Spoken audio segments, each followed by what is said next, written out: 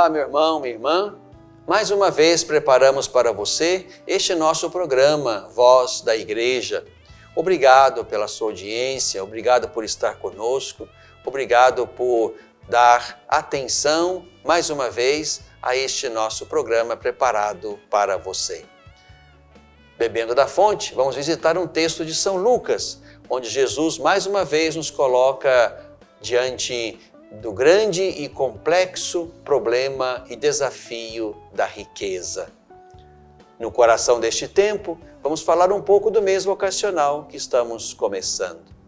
Uma igreja em caminho, vamos saber das coisas boas e belas que Deus prepara para a nossa igreja nestes próximos dias. Fique conosco, o programa Voz da Igreja está apenas começando.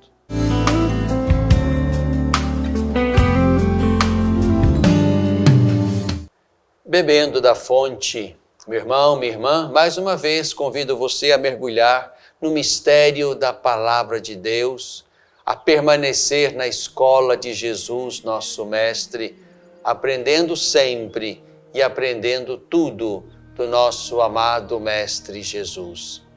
Convido você a tomar comigo neste programa o texto de Lucas. Lucas capítulo 12, versículos 13 a 21. Alguém do meio da multidão disse a Jesus: Mestre, dize ao meu irmão que reparta a herança comigo. Jesus respondeu: Homem, quem me constituiu juiz ou árbitro entre vós? E disse-lhes: Atenção, guardai-vos de todo tipo de ganância, pois a vida de alguém não consiste na abundância de suas posses. E Jesus contou-lhes uma parábola. A terra de um homem rico deu uma grande colheita, e ele ponderava consigo mesmo: que vou fazer? Não tenho onde guardar minha colheita. Então resolveu: já sei o que fazer. Vou derrubar meus celeiros e construir maiores.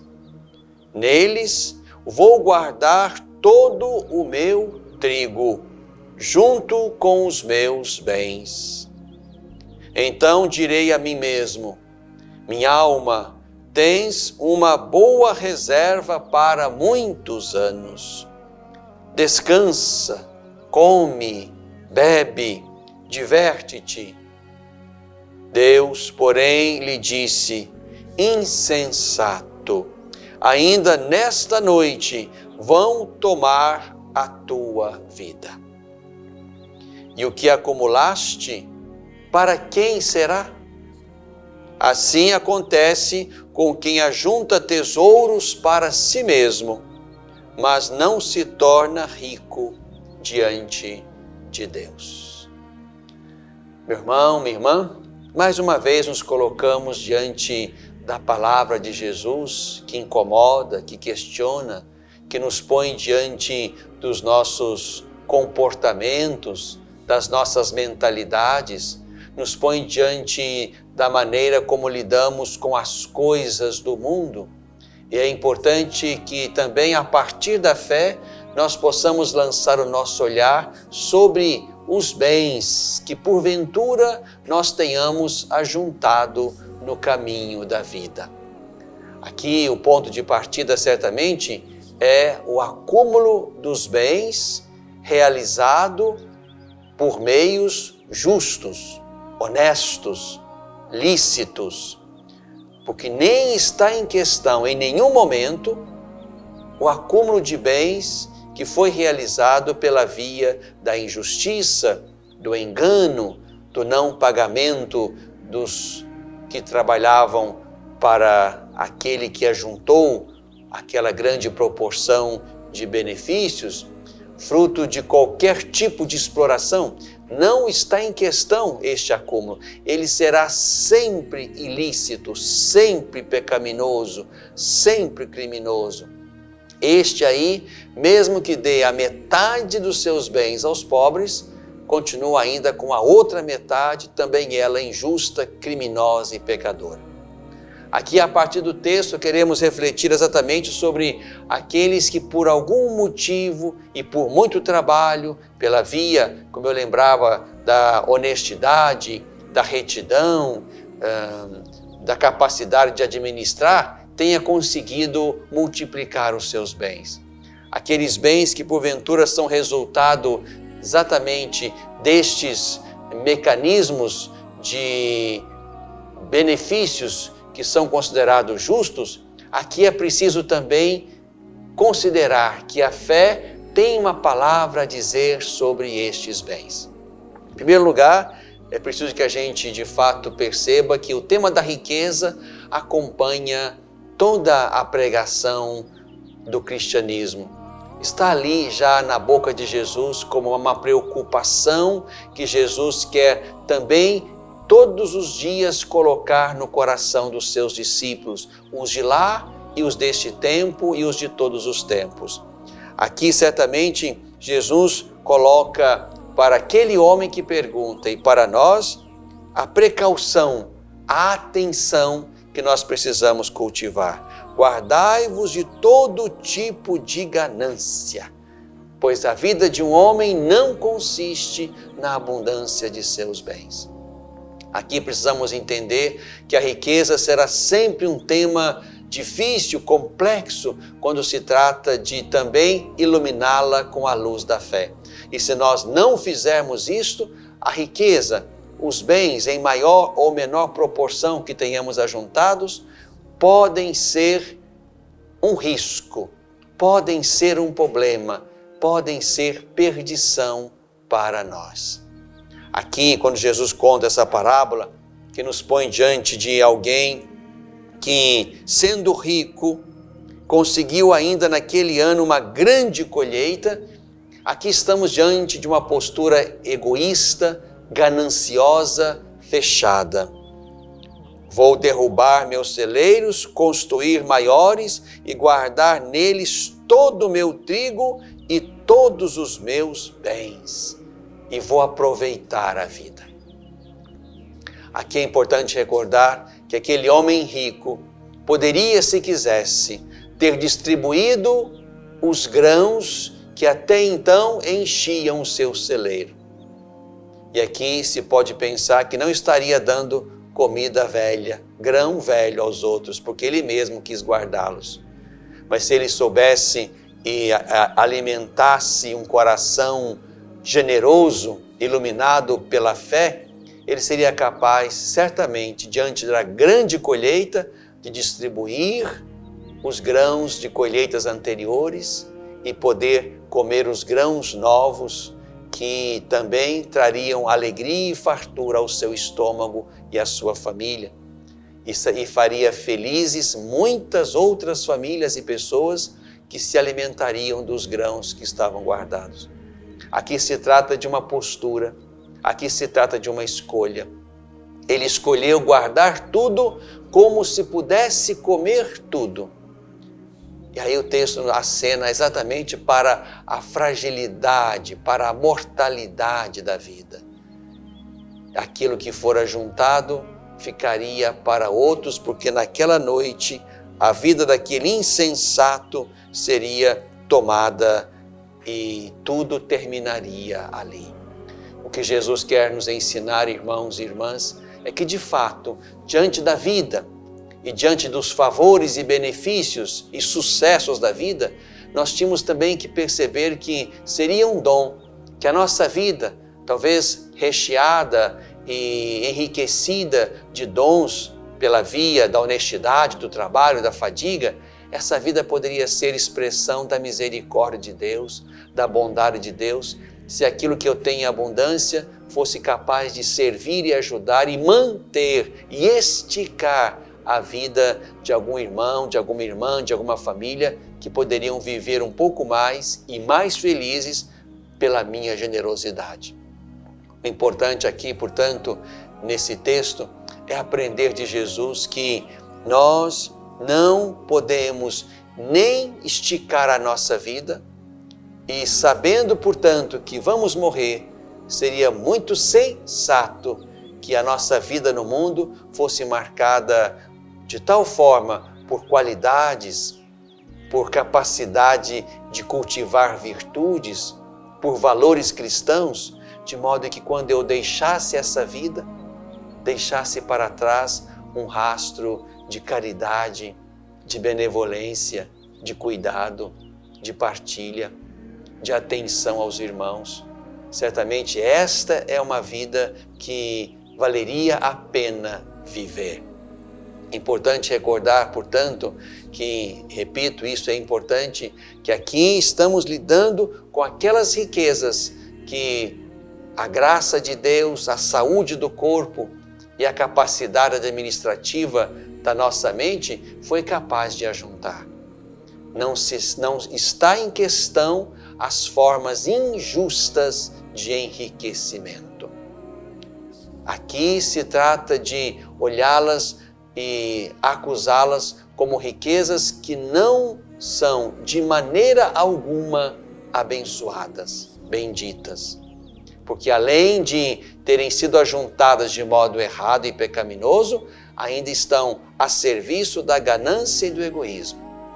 Por isso é muito importante que nós de fato entendamos que tem jeito de aqueles que na trajetória da humanidade avançaram e cresceram nas posses dos bens, tem jeito deste homem, desta mulher, dessa família, também se colocar na perspectiva da salvação.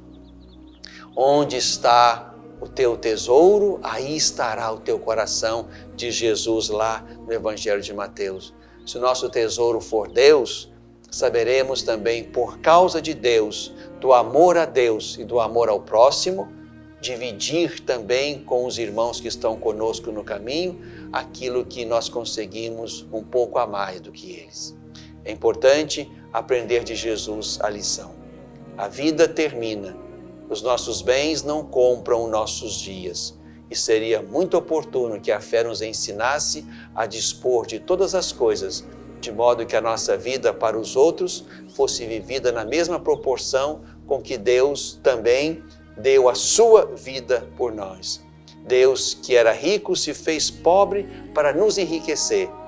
O importante também é que nós, tendo recebido benefícios a mais e mais abundantes, saibamos também dispô-los para a nossa vida e para a vida dos irmãos. É assim que também iluminamos as riquezas com a luz da fé. Bebemos da fonte.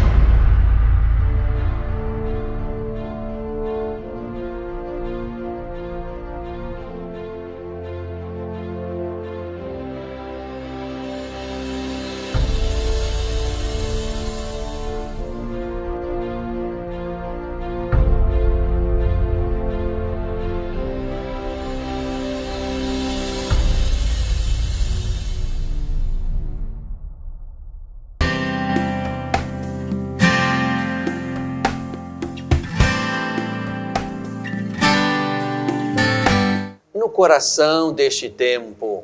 Meu irmão, minha irmã, estamos já no mês de agosto, mês das vocações. E por isso, neste programa, quero exatamente partilhar com vocês, refletir com vocês esse tema da vocação. Aqui no Brasil, desde 1981, a 19ª Assembleia Geral dos Bispos do Brasil decidiu transformar e viver o mês de agosto como o mês das vocações, como um mês favorável para se rezar, para se refletir, para se valorizar a multiplicidade de vocações que existem na igreja e no mundo. É importante, portanto, que nós não apenas foquemos para o mês de agosto as vocações de especial consagração, mas também tenhamos um olhar largo, um horizonte que consegue de fato vislumbrar as muitas e belas vocações que de fato realizam os corações humanos em muitos estados de vida. Ao longo deste mês de agosto, vamos refletindo um pouco essas vocações. E é importante que, sobretudo neste tempo pós-sínodo da juventude, que nós recoloquemos sempre mais, sobretudo para os jovens, o tema da vocação.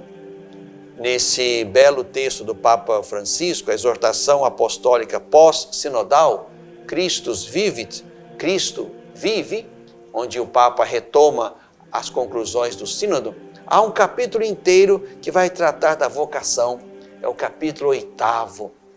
E aqui o Papa quer, como também já havia sinalizado o Instrumento Laboris, o texto que foi levado para o sínodo, é a preocupação do Papa e da Igreja com o discernimento vocacional da nossa juventude. E certamente muitos desvios, muitas perdas de sentido, muitas vidas que de fato se foram, tem a ver um pouco com esta incapacidade ou essa dificuldade do discernimento vocacional. Diante de uma vida sem sentido, sem direção, sem perspectiva, muitos de fato vão tomando caminhos que não são caminhos que humanizam, que realizam e que fazem felizes, e por isso chegam, portanto, à perda radical do sentido da vida e optam pela morte ou por aquilo que de fato levará à morte. É importante então, meu irmão, minha irmã, que ao longo desse mês de agosto, nós também tenhamos para nós, nas famílias, nas comunidades, nas igrejas, nós tenhamos para nós essa preocupação e esta reflexão vocacional. É importante perceber, e o Papa nos faz pensar isso, que toda vocação é uma chamada à amizade com Deus. Isto é, o vocacionado é aquele que é chamado, vocação é chamado. Deus o chama para um caminho de felicidade, de realização neste mundo. Portanto, precisamos retomar a nossa amizade com Deus. Portanto, o caminho vocacional passa também por um caminho espiritual, onde eu consigo escutar Deus que me chama para isto ou para aquilo, e é nesta amizade com Deus que eu serei capaz de escutá-lo chamando para esta ou para aquela vocação. E certamente toda vocação terá uma dimensão de abertura para os outros. Toda vocação. Eu sou chamado para o serviço. Eu sou chamado para uma missão. Eu sou chamado para estar diante de pessoas a quem eu vou tomar como irmãos, a quem eu sirvo. Isso é tanto, por exemplo, para a vocação religiosa, consagrada, sacerdotal, que nós celebramos no primeiro domingo de agosto, mas é também para a vocação da família, a vocação do matrimônio, já que um é chamado para abraçar e receber o outro, a outra, e fazer história que constrói famílias, que constrói comunidades humanas, ou ainda a vida religiosa, a vida de fato, devotada a Deus, debaixo dos conselhos evangélicos da pobreza, obediência e castidade.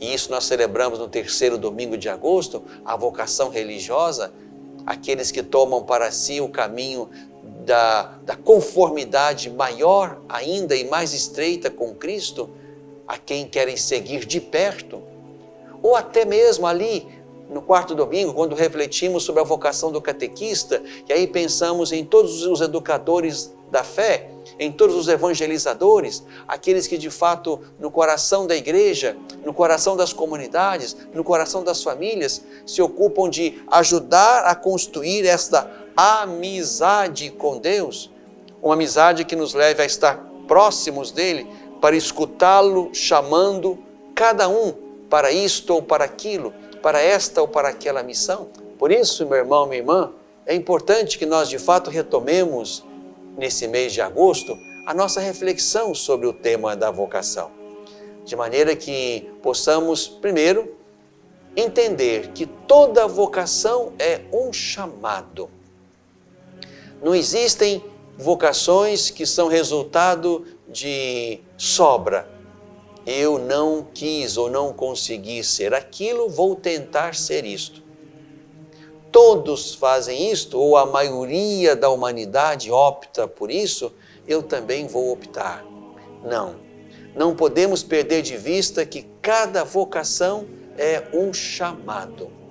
Deus me chama para ser padre, Deus me chama para abraçar a vida matrimonial, conjugal, Deus me chama para a vida consagrada, a vida religiosa, Deus me chama para o serviço de evangelizador, de educador da fé na comunidade, na família.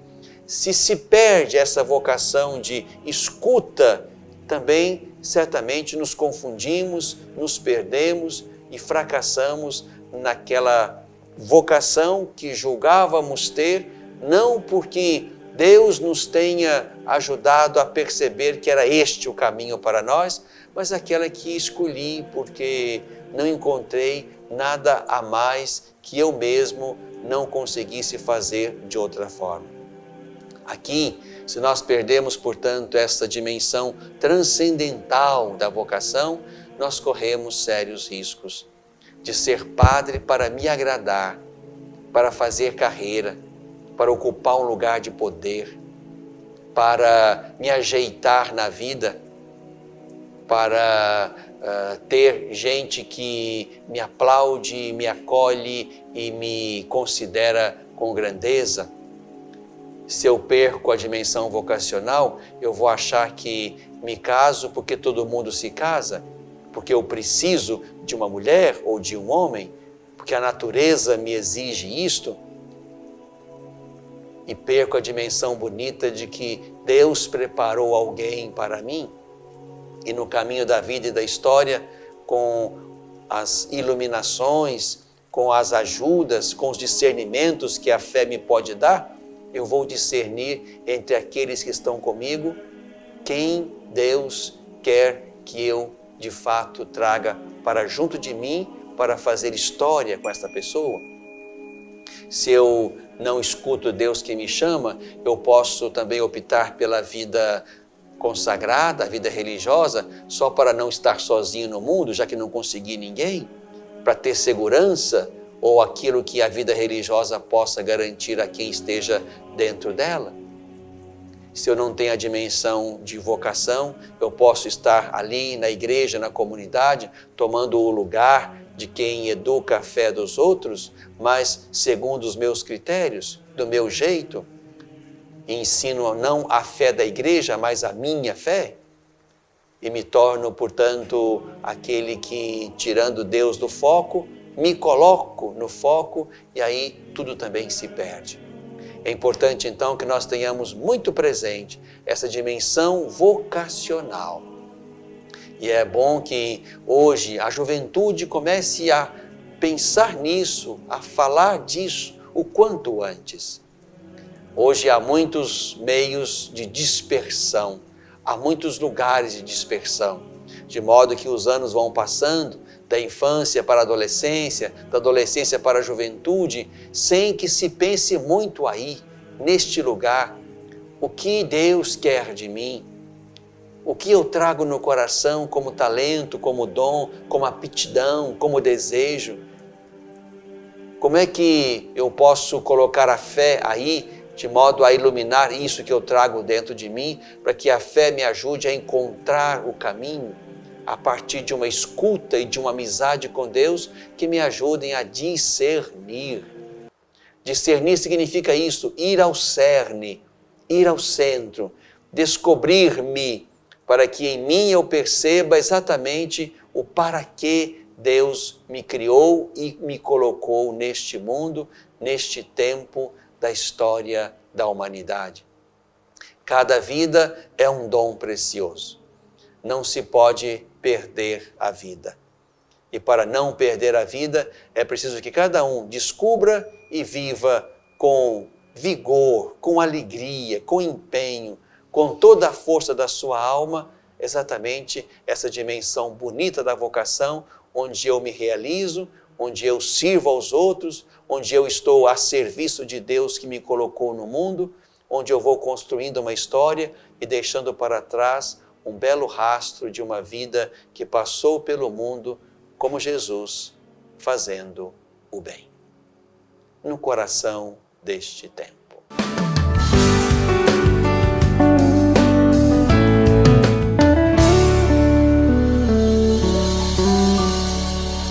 Às vezes, tudo que uma criança precisa para superar uma tempestade em sua vida familiar é encontrar um lar provisório. Uma família que a acolha por um tempo, enquanto sua própria família se reestrutura para recebê-la de novo. Essa é a proposta do Serviço Família Acolhedora: transformar as dificuldades de hoje em possibilidades de futuro. Serviço Família Acolhedora. A tempestade passa, a vida continua. Participe e faça a diferença.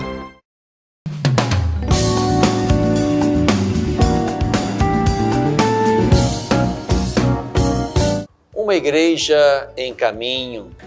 Meu irmão, minha irmã, estamos então, como eu lembrei, no início do mês de agosto. Primeira coisa que quero pedir a você é que neste final de semana reze pelo sacerdote que está aí na sua comunidade, na sua paróquia, pelos sacerdotes que passaram pela sua vida, por aqueles que o introduziram no caminho de Deus, nos sacramentos da igreja. Reze por eles, por cada um. Eu tenho certeza, é isso que a nossa fé nos faz pensar, que a nossa oração é um belo presente que eu planto de modo invisível e misterioso no coração do outro. Reze então pelo sacerdote aí da sua comunidade, para que ele seja um homem bom, um homem santo, um homem de Deus aí no coração da sua comunidade, um bom e belo pastor como Jesus. A nossa oração haverá de nos converter. A oração que você faz por mim e pelos sacerdotes aí da sua comunidade, da sua história, essa oração haverá de nos converter, de qualificar o nosso coração para que o nosso coração seja conformado, configurado ao coração do bom pastor que é o Senhor Jesus. Reze e, se for possível, dê um abraço nele, que ele possa experimentar também o seu carinho, o seu afeto, o seu amor por ele, já que a igreja é a nossa família e seria muito bom que a nossa comunidade paroquial sentisse e que tem ali no meio dela um pai, um pastor que é amado, que é cuidado, que recebe também os carinhos da comunidade nesse dia em que celebramos a vocação do sacerdote. Um abraço também a todos os sacerdotes da nossa diocese e outros que porventura nos assistam ou nos escutem por esse Brasil afora. Mas também quero partilhar com você duas coisas importantes aqui na nossa igreja de Divinópolis. Nesse final de semana vai acontecer a Assembleia Diocesana da Pastoral da Criança. Que bacana que também aqui entre nós, podendo ser muito mais e melhor, mas que bom que aqui no meio de nós também existem grupos da Pastoral da Criança que têm ajudado crianças e famílias a darem conta da vida. Deus seja louvado por esses homens e mulheres que se dedicam ao cuidado da vida. E eu tenho certeza absoluta que muitas das nossas crianças, das nossas periferias mais pobres, sobreviveram e sobrevivem pelos cuidados e carinhos e atenções da nossa pastoral da criança. Deus seja louvado por esses muitos agentes da pastoral da criança. Mas também quero me alegrar com o encontro Bom Pastor. A nossa pastoral familiar está organizando um encontro com os casais que estão em segunda união.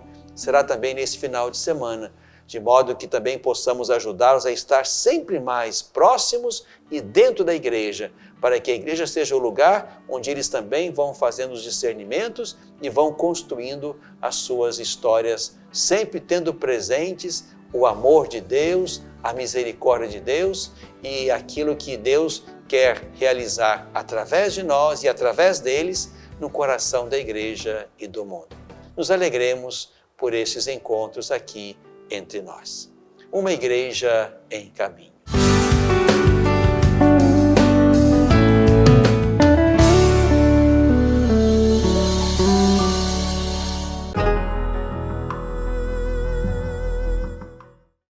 Pornografia infanto-juvenil é crime. Todo aquele que produz, vende, publica, divulga de qualquer forma ou até mesmo armazena vídeos ou fotos pornográficas de crianças e adolescentes pratica crime grave e está sujeito a uma pena de até 8 anos. Se você teve contato com esse tipo de material pelas redes sociais, jamais passe adiante. Não divulgue e nem guarde essas imagens criminosas. Denuncie quem publicou ao promotor de justiça ou à polícia. Defender a criança é responsabilidade de todos nós, todos contra a pedofilia.